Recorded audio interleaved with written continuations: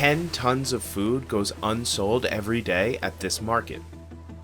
But instead of going to a landfill, it's turned into electricity that will power streetlights, buildings, and a kitchen that preps meals for 800 people. This is called biogas. It's plentiful, it's low-tech, and experts say it burns cleaner than any fossil fuel. So why can't we make energy from the 1.3 billion tons of food that gets thrown out every year? We visited the Bowenpally market in Hyderabad, India to find out.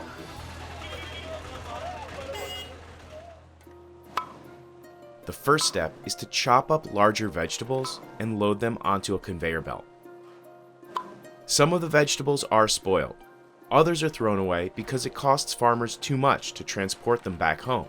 वो सड़ जाएगा तो फ़ायदा क्या भी नहीं है तरकारी में उसके लिए वो भी बायोगैस प्लांट के लिए यूज़ कर ले रहा. The conveyor belt carries the material to a shredder, which further breaks down the food into smaller, more uniform particles.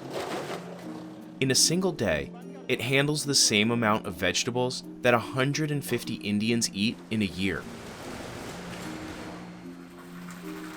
A grinder crushes the mixture into pulp, which is pumped through underground tanks and into 2 digesters.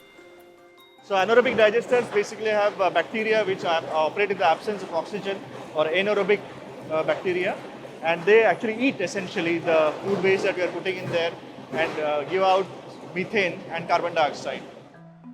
Any organic materials emit these planet-warming gases as they decompose. But the massive amount of food waste makes landfills the third largest source of human-caused methane emissions, just behind fossil fuels and agriculture. Burning biogas to make electricity is a way to harvest those gases before they enter the atmosphere. At Bowenpally, the fuel can be stored locally in 4 huge balloons until it's ready to use. And it goes all the way to the kitchen, which is about roughly 400-500 meters away from here.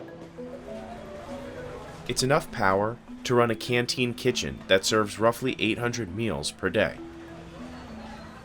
Aside from energy, the plant creates another valuable byproduct: fertilizer. Farmers who sell their wares at the market buy it back and spread it on the same fields where their vegetables grow. By using this fertilizer, their soils are also getting better, their crop yields are better, and their crops are being sold at higher cost, because organic vegetables and all very costly nowadays, organic rice and all these things. Dr. Rao, a scientist on the project, is already building 5 more plants around the city. And it isn't limited to vegetables. Biogas can be produced from any organic material, including animal and human feces.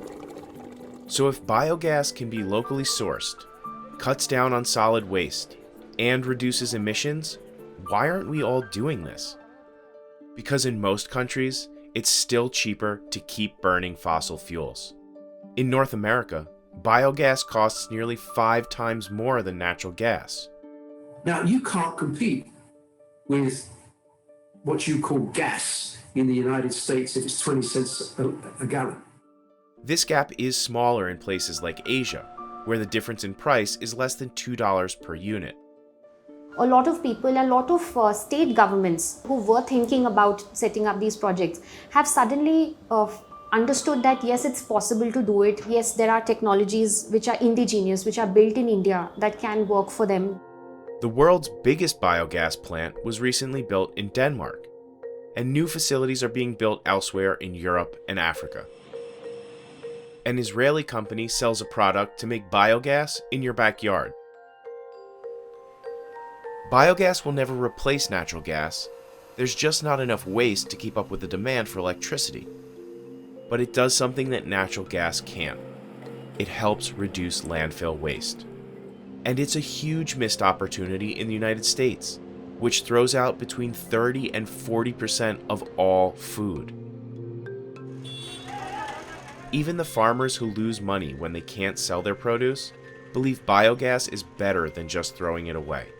सड़ गया तो माल बेच देना पड़ता, क्या करते नहीं बेचते, उन डालते उसमें वेस्टेज में वो अच्छा काम कर रहा है. And the engineers on the Bowenpally project are hopeful that its success will inspire others. So these projects have to happen, for us to make life more sustainable, not just for ourselves, but for, let's say, in 20 years or 10 years down the line, the scenario needs to be a little better.